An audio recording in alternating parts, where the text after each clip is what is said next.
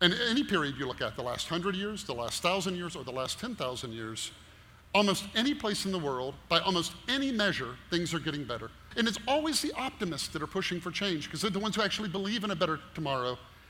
Hello, my name is Byron Reese, and I write and speak about the future.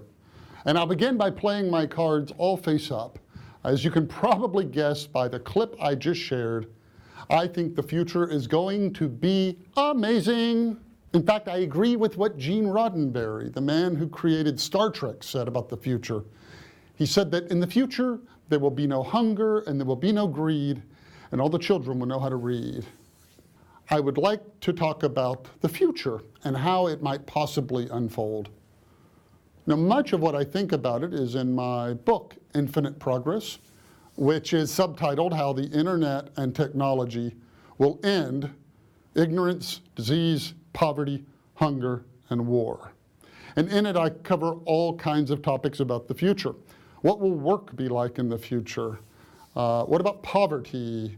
What about robots? And will computers become sentient? And will we have robot overlords? Is our future going to be like the dystopian movies we see in the movie theater, or is it going to be some kind of a utopian Shangri-La? And I talk a little bit about this in this clip. Now, I think poverty, hunger, and disease are simply technological problems. And if that is true, if there's no reason they need to exist, and they're just technological problems we haven't solved, then they must have technological solutions. And if, in fact, the rate of technological change is increasing, I believe we'll find these solutions soon. I think the progress that I write about will come about because of technological advances.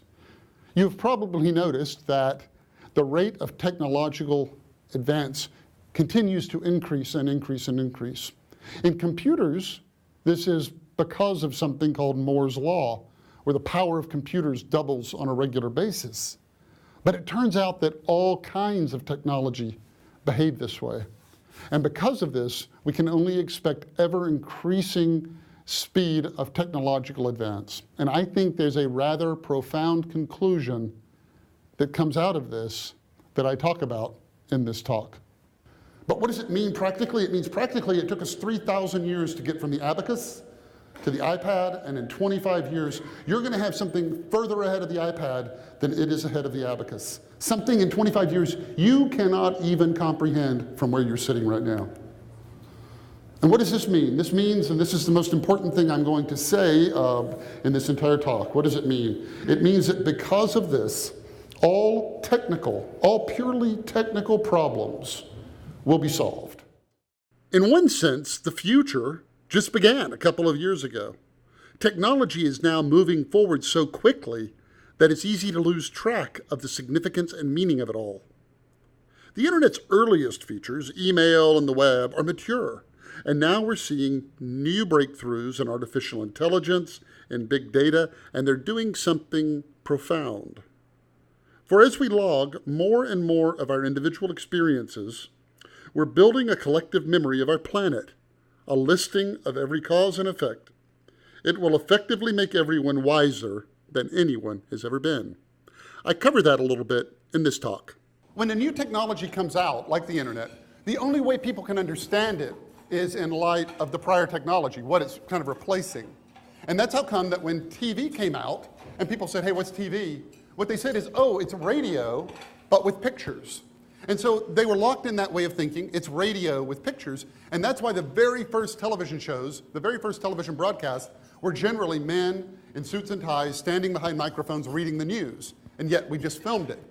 And so it was still radio with pictures in their mind. And it took years and years and years before you could actually do something with the medium that escapes that kind of defines it as its own thing. And then you get things like Battlestar Galactica or Lost, or things you just couldn't have ever done with radio.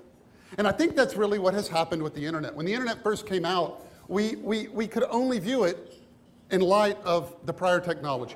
One of my hobbies is to give interviews outdoors in high winds so that my hair looks ridiculous while I'm speaking. Here I am talking about where I think this is all heading while I am indulging in that very hobby. This kind of flowering of humanity. And so when you imagine, what if everybody on the planet had had that power over their own life to make decisions for themselves. And when, as I said, every Dante can write his Inferno and every Da Vinci can paint his Mona Lisa, you can only look forward with great hope and expectations of just all the possibilities that will have for the planet. And that kind of uplift, you think, will nullify a lot of the negative effects. But hey, let's not be too Panglossian. The point is, we are going to have to go through some bad stuff first. Is that not the case? Well, I think it's easy to lose sight of what we've accomplished. In 10,000 years of history, we have, we've ended the legal protection, at least, of slavery. We have raised the legal status of women almost everywhere. We've ended torture for entertainment. We've ended gladiator battles. We've ended debtor's prison. We've invented habeas corpus, trial by jury, evidentiary rules. I mean, we have had an unending amount of progress, and then you get to this point, and all of a sudden everybody gets this hand-wringing pessimism of, okay, now it's all going to start getting worse. And that is without precedent. That is historically without precedent. Now, the way we got that way, the way we were able to progressively, I think, advance civilization was by dealing with all the hard challenges and all the hard issues as they came up. And so it's always easy to look at the cases where we're failing and think that's the story. The big story is, we are progressing, and we have so much more left to do, but the trend line is pointing in a good direction, I believe. So that is what I think about the future. And the good news is that absent some kind of comet hitting the Earth scenario, I don't really think there's a way we can mess this up. If you think about it, all the hardest work has already been done. Humanity managed to claw its way from barbarism to civilization. And it's up to us to finish that job. Thank you very much.